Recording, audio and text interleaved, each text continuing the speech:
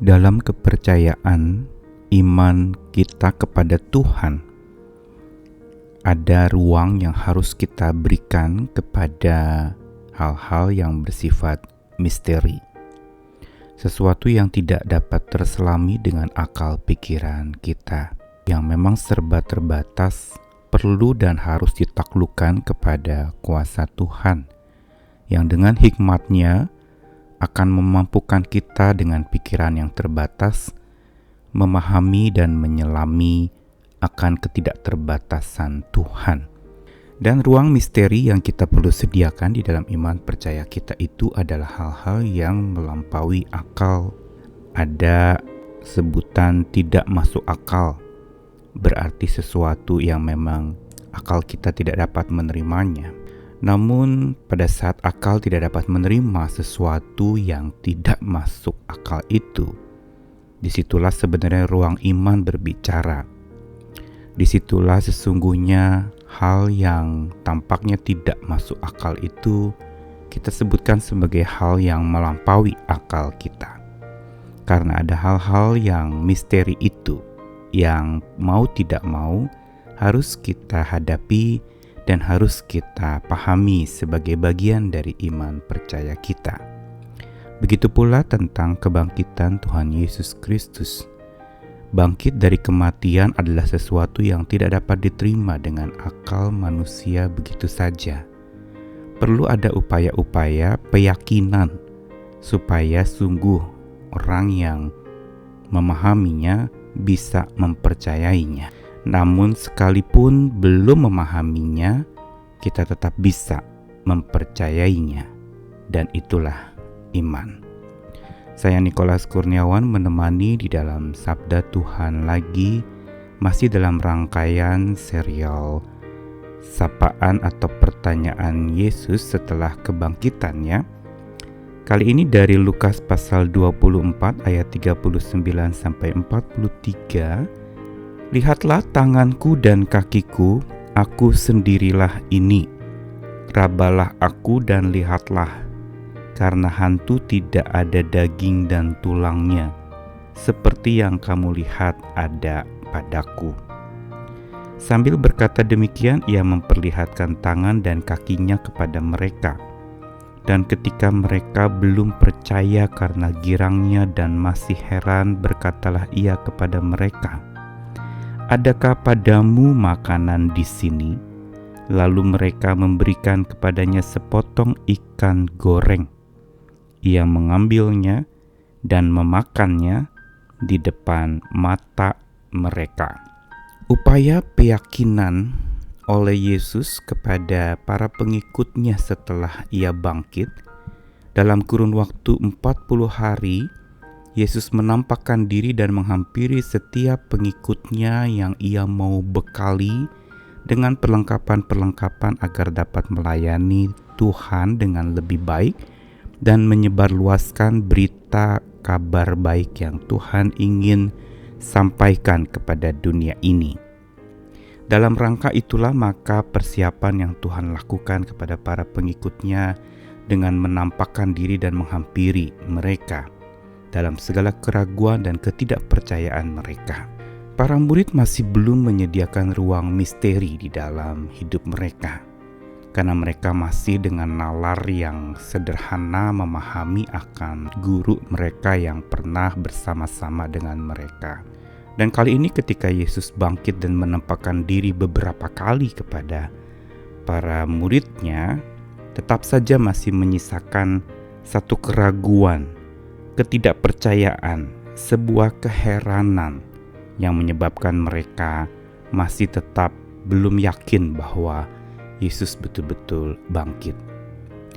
Ada sebagian bahkan banyak yang merasakan bahwa Yesus bukan sungguh-sungguh bangkit, tetapi itu hanyalah roh semata, tetapi berwujud. Dan inilah yang membuat para murid merasa Yesus itu seperti hantu di dalam Lukas pasal 24 bacaan yang kemarin mengatakannya. Kata hantu di situ digunakan bukan sesuatu yang menakutkan, tapi sesuatu yang bersifat roh. Digunakan istilah pneuma Dan mereka menganggap hadirnya Yesus di tengah-tengah ketakutan mereka adalah berupa roh dan bukan wujud manusia sebagaimana yang mereka kenal sebelum Yesus mati.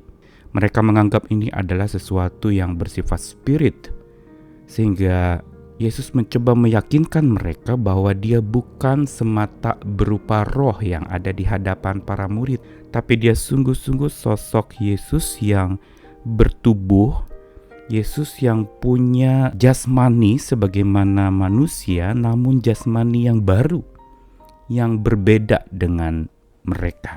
Dan disinilah Yesus meyakinkan mereka kalau kubur kosong itu membuktikan bahwa ia bangkit, maka kali ini dia mau memastikan tentang natur tubuhnya setelah bangkit.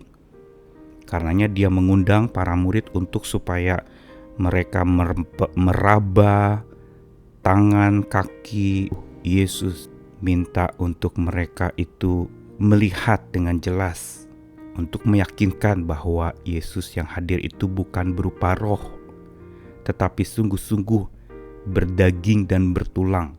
Namun tubuh yang baru yang Yesus miliki setelah bangkit adalah tubuh yang berbeda dengan tubuh manusia biasa. Sehingga pada saat itu sambil mereka belum percaya, masih keheranan, Yesus mau membuktikan lagi dan memastikan bahwa dia benar-benar ada dan bukan hanya roh.